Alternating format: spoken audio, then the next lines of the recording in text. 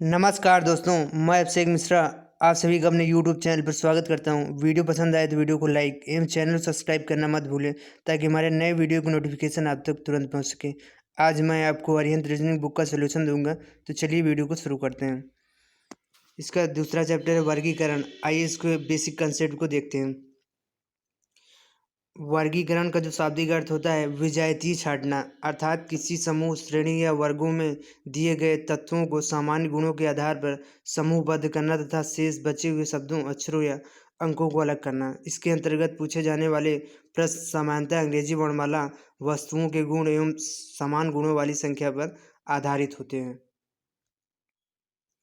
तो जो है इसमें मेन है कि वर्गीकरण का जो शाब्दिक अर्थ है वो विजातीय छांटना। इसके अंतर्गत जो है शब्द, अक्षर और अंक इसके अंतर्गत आता है।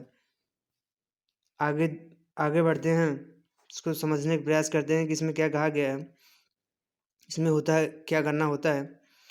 इस अध्याय के अंतर्गत अन्य आने वाले प्रश्नों में जो है 4 या 5 तत्व का एक समूह दिया होता है, जिसमें 3 या 4 तत्व किसी निश्चित प्रकार से आपस में किसी न किसी रूप में समान गुण दर्शाते हैं। आपस में एक दूसरे के साथ उनका एक संबंध होता है, संबंधित रहते हैं।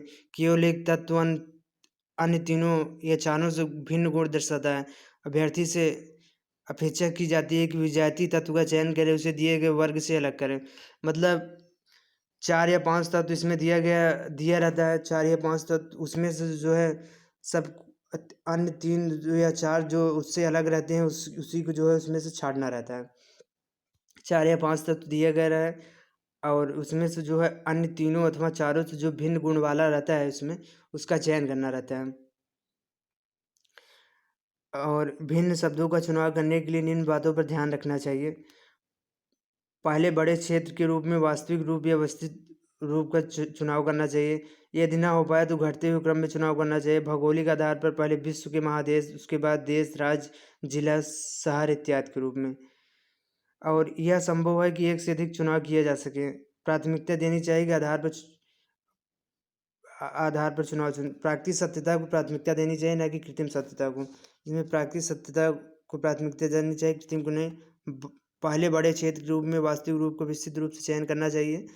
यह संभव है कि एक से अधिक का चुनाव किया जा सके। यदि उत्पाद एवं क्रिया दोनों हो तो पहले उत्पादन की प्राथमिकता देनी चाहिए, ना कि क्रिया को।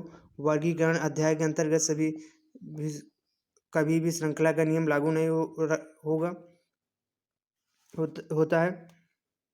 इसके जो है पहला टाइप देखते हैं। पहला प्रकार है शब्दों पर आधारित। तो शब्दों पर आधारित प्रश्नों को कैसे हल किया जाता है इसको देखते हैं। इसके अंतर्गत 4 या 5 शब्द दिए गए होते हैं, जिनमें से 3 या 4 किसी प्रकार अभ्यर्थियों से एक ऐसे शब्द या शब्द समूह को चुनना होता है जो अन्य तीनों या 4 शब्दों या शब्द समूहों से भिन्न हो। शब्द वर्गीकरण पर आधारित प्रश्नों को हल करने के लिए अभ्यर्थियों को अपने आसपास की सामान्य जानकारी होनी चाहिए। इसका जो है मतलब 4 या 5 शब्द दिए रहते हैं। इसमें 4 या 5 शब्द में 3 या 4 शब्दों को जो है जो जो उसमें समान है और जो उसमें असमान है उनको छांटना रहता है। 3 या 4 शब्द समान रहते हैं, जबकि एक शब्द जो है असमान रहता है, तो असमान शब्द को चयन करना रहता है। तो इसमें जो है उदाहरण देखते हैं। निम्नलिखित 4 में से 3 किसी न किसी एक प्रकार समान है, एक समूह बनाते हैं तथा कौन सा है जो इस समूह से संबंधित नहीं है। सायंकाल, दोपहर, प्रातः और रात्रि। इसमें जो है रात्रि ऑप्शन डी जो है सही हो जाएगा। इसे हम एक्सप्लेन कर रहे हैं। यात्री के अतिरिक्त सायंकाल, दोपहर और प्रातः अन्य सभी दिन के पहर है, जबकि रात्रि जो है वो रात का पहर है। तो इस प्रकार जो है इसमें रात्रि ऑप्शन डी जो है वो सही हो जाएगा। इसमें दूसरा उदाहरण देखते हैं। दूसरा उदाहरण है निम्नलिखित 4 शब्द समूहों में से 3 किसी न किसी प्रकार एक समान है तथा एक समूह बनाते हैं। एक कौन सा समूह जो इस समूह में शामिल नहीं है। Option A Madhya Pradesh Bhopal, option B है राजस्थान अलवर, ऑप्शन सी है महाराष्ट्र मुंबई, ऑप्शन डी है गोवा पणजी। इसमें जो है राजस्थान अलवर जो है ऑप्शन बी सही हो जाएगा। इसे हम एक्सप्लेन कर रहे हैं। इसमें जो है गोवा की राजधानी पणजी है, सही है। महाराष्ट्र की राजधानी मुंबई है, सही है। मध्य प्रदेश की राजधानी भोपाल है, लेकिन राजस्थान की राजधानी अलवर नहीं है। राजस्थान की राजधानी जयपुर है। तो इस प्रकार इसमें ऑप्शन बी जो है वो सही हो जाएगा। आगे बढ़ते हैं, दूसरा प्रकार देखते हैं। दूसरा प्रकार है अक्षर पर आधारित प्रश्न। तो अक्षर पर आधारित 4 या 5 अक्षर दिए रहते हैं, तो उनमें से जो है 3 या 4 एक समान होते हैं, उसमें असमान अक्षर का चयन करना रहता है। मतलब इसमें असमान का चयन करना रहता है, 3 किसी न किसी रूप में समान रहते हैं और एक असमान रहता है, असमान का हमें चयन करना रहता है। उदाहरण देख लेते हैं निम्नलिखित 5 में से। तो उदाहरण तीसरा देखते हैं, निम्नलिखित 5 में से 4 किसी प्रकार से एक समान है और वे अपना एक समूह बनाते हैं, वह कौन सा है जो इस समूह में शामिल नहीं होता? Option A B C, option B है D F H, option C है J L N, option D है P R T, option E है आर टी बी। इसमें जो है ऑप्शन ए बी सी जो है वो सही हो जाएगा। इसे हम एक्सप्लेन कर रहे हैं।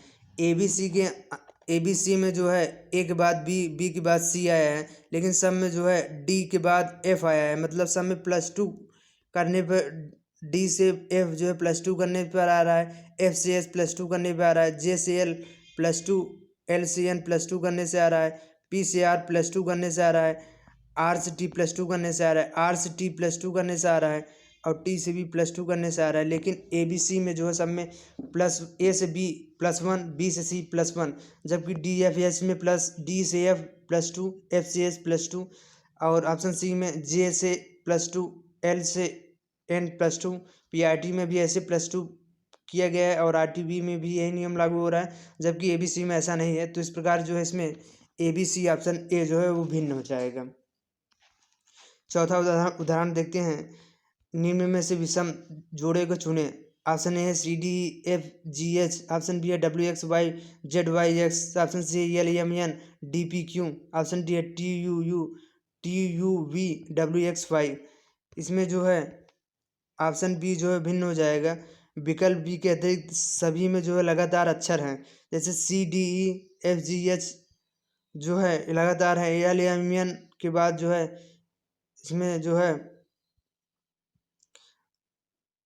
लगातार अक्षर हैं, तो इस प्रकार जो है इसमें ऑप्शन बी जो है सही हो जाएगा।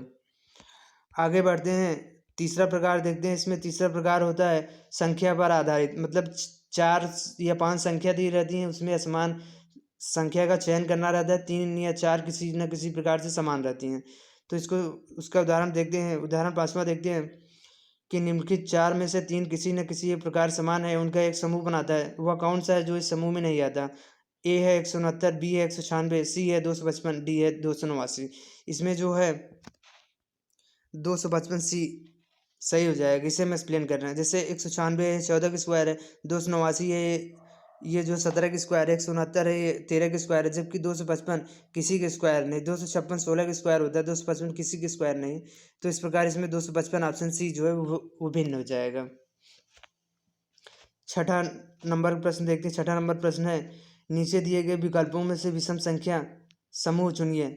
ऑप्शन ए है 81 243, ऑप्शन बी है 16 64, ऑप्शन सी है 64 192, ऑप्शन डी है 25 75।